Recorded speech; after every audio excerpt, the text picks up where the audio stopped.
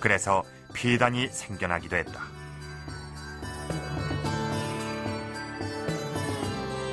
만약에 자기가 관리했던 말이 상하거나 죽었을 경우에 그것에 대한 책임을 목자가 직접 지게 되어 있습니다. 그래서 만약에 그 말이 죽었을 경우에는 마적에 있는 말과 그 죽어버린 말하고 대비해서 이게 같은 말이다 아니다는 걸 대조하게 됩니다. 그리고 그 죽어버린 책임을 목자에게 물어가지고 그 목자가 그 말에 대한 어떤 변상을 한다든지 아니면 그와 비슷한 말로 대체를 한다든지 합니다.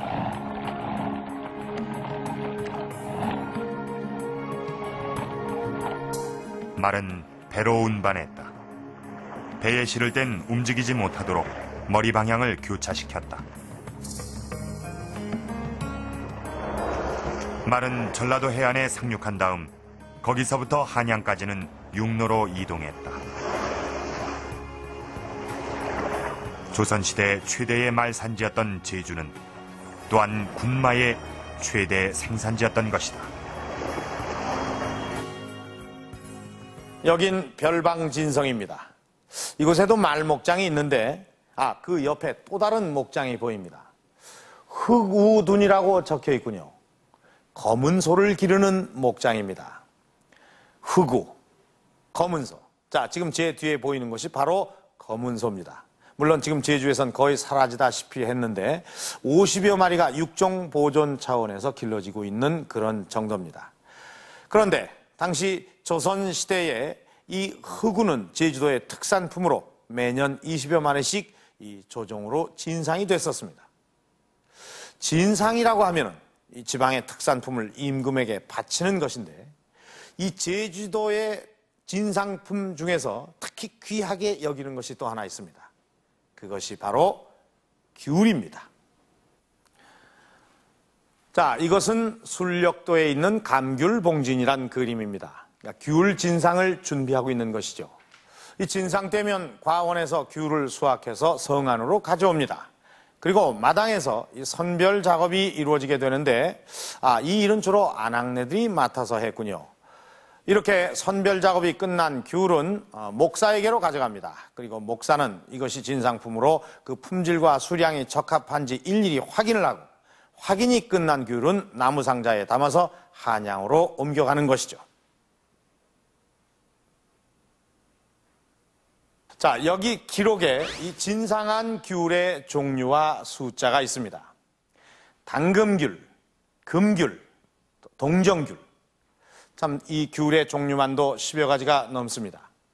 제주 귤은 언제부터 진상을 했고 또 진상을 위해서 관리는 어떻게 했을까요?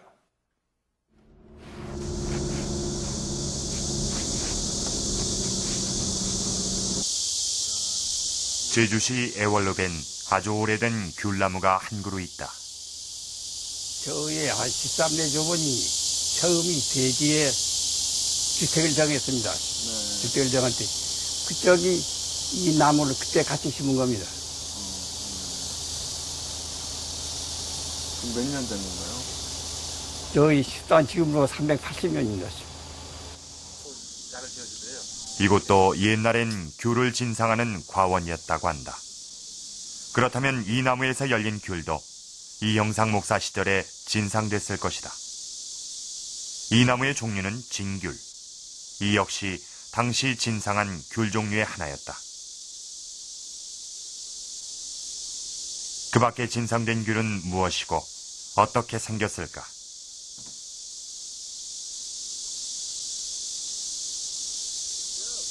서귀포에 있는 감귤 시험장을 찾았다.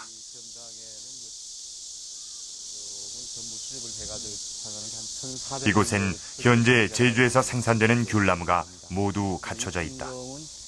최근에는 의복을 줬다는 얘기 있죠. 그 종류는 12종. 하지만 개량을 거듭했기 때문에 12종이 다 옛 품종은 아니었다. 이영상 목사 때 와가지고 탐나술력대 나타난 것은 12품종으로 좀 기록이 되고 있는데 탐나술력대 나타나는 12품종 중에 6품종은 지금 현재 저희들이 보존하고 있는 6품종하고는 이름이 동일시 되고 있습니다. 이 6품종 가운데 일부는 순력도에 묘사돼 있다. 귤의 색깔로 종류가 다름을 표현한 것이다. 그 그림에 보면은 제일 붉게 표시한 걸로 봤을 때는 11월 달 되면은 완전 착색되는 유자 품종을 나타낸 것 같고요. 이 품종 유자가 되겠습니다만은 그리고 지금 그 다음에 덜 붉게 표시한 것은 그 다음에 읽는 진귤로 추정이 되고 있습니다. 진귤. 남아있는 품종은 이렇다. 여름에 익는 청귤을 비롯 약용으로 쓰이는 유자도 있다.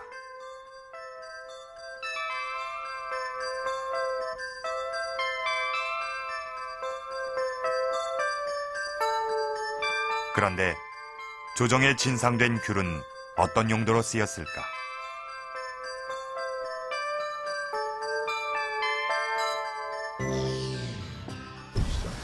주로 이 진상되는 귤은 세 가지로 구분할 수가 있습니다. 첫째는 천신용으로, 그러니까 조정에서 지내는 제사용으로 있었고, 또 하나는 빈객들, 그냥 외국에서 귀빈들이 왔을 때 대접하는 빈객용이 있었고, 또 하나는 약재로, 조정에서 약재로 쓰는 한약종으로 해가지고 세 가지 진신용으로 되어 있습니다. 한약재용으로는 따로 귤 껍질을 진상했다. 그것이 기록에 보인다. 진피는 진귤의 껍질, 청피는 청귤의 껍질이다. 귤 껍질은 어떤 약효를 지녔을까? 서울대 천연물과학연구소에서 이에 대한 해답을 얻을 수 있었다. 진피라고 하는 것은 매우 오랫동안 쓰여진 한약재입니다. 예를 들면은 후한 시대에 쓰여진 상한론이라고 하는 책자에 벌써 진피를 사용했다는 처방이 나와 있습니다. 그래서 한 1800년 전부터도 이제 사용이 되고 있는 아주 오래된 한약. 주로 진피는 소화기 계통, 위장 계통에 또 이상에 많이 썼고, 청피는 말라리아에 효과가 있다 하는 이러한 기록에 의해서 여러 가지 이 세균성 질환에 많이 쓰지 않았나 이렇게 우리가 보고 있습니다. 특히 이 마가회통이라든지 이런 고전의학서에도 사용된 기록이 나와 있습니다. 그것은 약효가 서로 다르게 차이나게 쓰지 않았느냐. 귤에 대한 가장 오랜 기록은 고려 때인 1052년의 것이다. 이때 진상 수량을 개정했다. 그 이전에 이미 귤이 진상됐음을 알 수 있다. 처음엔 민가에서 부담했지만 조선 중종 때부터 국가에서 운영하는 공과원이 설치됐다. 이 형상의 남한박물엔 모두 42곳이라고 돼 있다. 이 과원의 지역을 보면 당시 공과원이었던 곳을 한 군데 찾아가 봤다. 거기다 이 대나무를 식재해가지고 완전 방풍을 좀 하도록 좀 돼 있었습니다.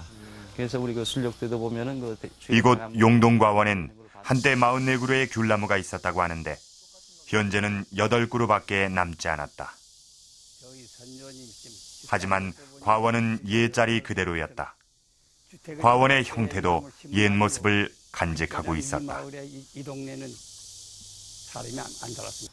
지금 현재 이 과원은 탐라지에 보면은 41개 과원이 되어 있습니다. 그 과원 중에 용동과원이라는 기록이 있는데, 이 지역이 용동이고 용작골 과원이라고 불려지고 있습니다. 그런데 이 과원의 위치를 쭉 둘러보면은 주위에 대나무로 방풍이 되어 있고, 양쪽에 되어 있고, 그 가운데 귤나무가 심어져 있습니다. 근데 우리 탐라 순력도에 보면은